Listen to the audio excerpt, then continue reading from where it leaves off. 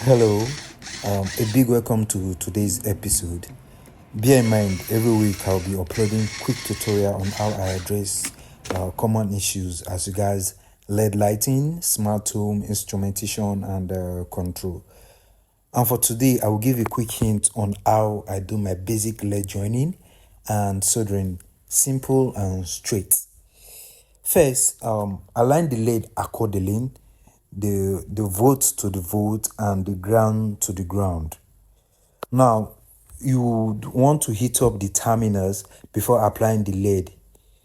Now, what that does is that it unifies the LED between both terminals, giving it a fine finishing. Yes, all you need to do is to heat up and apply. Straight and simple.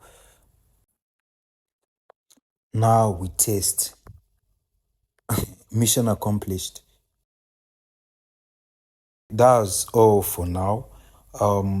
Drop a question if there is any, and suggest a quick tutorial you want to see next on this page. And I will probably, if I can't explain fully, I will do a video as regards that.